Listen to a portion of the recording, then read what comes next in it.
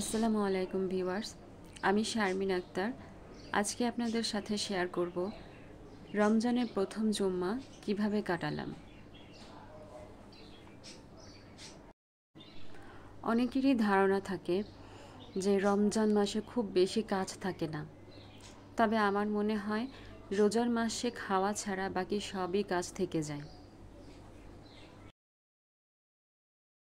যেহেতু আজকে শুক্রবার, ভেবেছিলাম লেট করে একটু ঘুম থেকে উঠব, কারণ ছেলের মাদ্রাসা বন্ধ। রোজার মাসে ওর মাদ্রাসা খোলা থাকে, ভালো করে ঘুম হয় না। কিন্তু তা পারিনি, তাড়াতাড়ি ঘুম থেকে উঠে পড়েছি। অভ্যাস হয়ে গিয়েছে তাড়াতাড়ি ঘুম থেকে ওঠার। তাছাড়া তাড়াতাড়ি ঘুম থেকে না উঠে উপায়ও নেই। শুক্রবার অনেক কাজ থাকে, জুম্মার নামাজ পড়তে হবে। কাজ করতে করতেই অনেক সময় চলে যায়, দেখা যায় যে নামাজের সময় হয়ে গিয়েছে। আজকে আব্বা আম্মা আসবে, তাই অনেকগুলো ছোলা ভিজিয়ে ফেলেছি। ছোলার সাথে আমি আলুর চপ, ডিম চপ বানানোর জন্য আস্ত আলু দিয়ে দিব।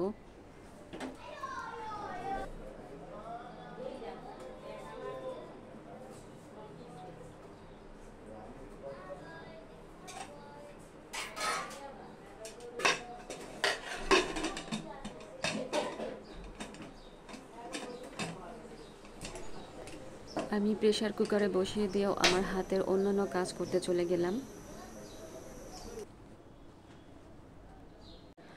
সন্ধ্যা রাতের খাবার আর সেহরির খাবার আমি একসাথেই রান্না করে ফেলি। তো আমি ওইটা দুপুরেই রান্না করে ফেলি, যেহেতু সন্ধ্যার পর ইফতারি করার পর হাতে আর সময় থাকে না, তারাবির নামাজ পড়া হয়।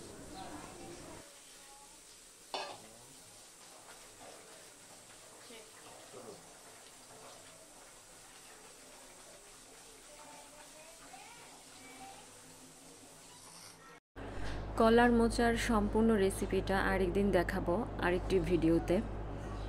যেহেতু সারাদিন রোজা রাখি, তো সবসময় ঝোলের তরকারি খেতে ইচ্ছা হয় না, তাই ভিন্ন রকমের আইটেম করছি। আমার আব্বা কাঁচামরিচ বাছা শুরু করে দিয়েছে। আমার অনেক হাতে কাজ থাকে, তাই আব্বা একটু হেল্প করছে।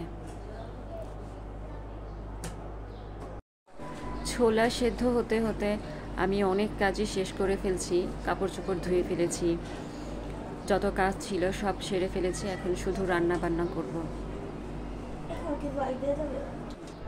আজকে শুক্রবার, রায়ানের ছুটির দিন, তো ওই দিন ও দুপুরে ঘুমাবেও না, সারাক্ষণ ওর বোনের সাথে শুধু খেলবে। জুম্মার সময় ওকে গোসল করায় দিব, এখন রেডি করায় দিব, ওর বাবার সাথে নামাজে যাবে। জুম্মার দিন গায়ে আতর মেখে যাওয়া সুন্নত। ওরা নামাজে চলে গেছে, এই ফাঁকে আমি রান্না বান্না শেষ করি।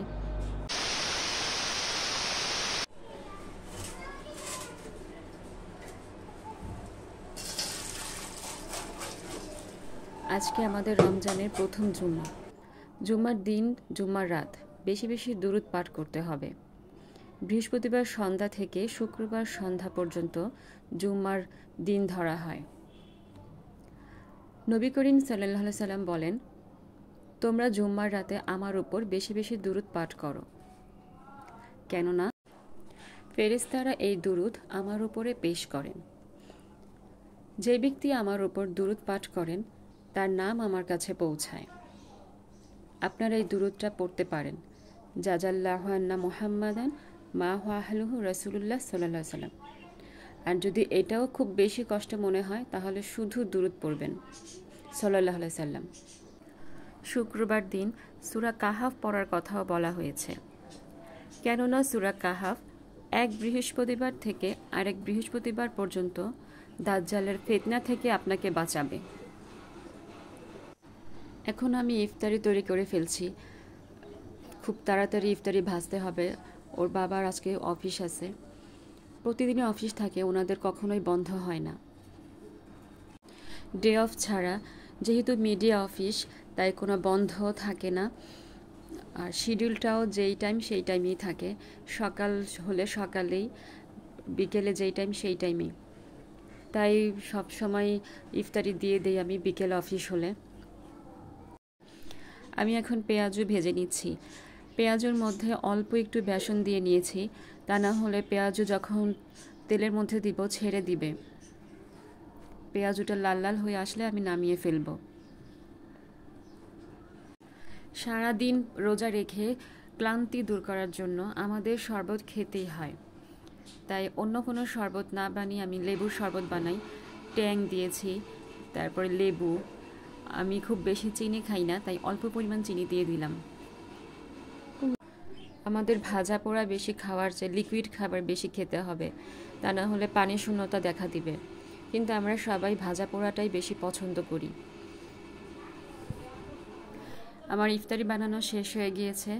এখন ইফতারিগুলোকে আমি সব রেডি করে রাখবো, আজান পর্যন্ত অপেক্ষা করব।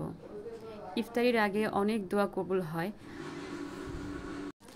আমার ভিডিওটি যদি আপনাদের ভালো লাগে তাহলে লাইক, কমেন্ট, শেয়ার করবেন আর আমার চ্যানেলটি সাবস্ক্রাইব করবেন।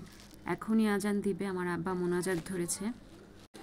রমজান মাসে আপনারা বেশি বেশি দান সদকা করবেন, ভালো থাকবেন, সৎ কাজ করবেন। ধন্যবাদ।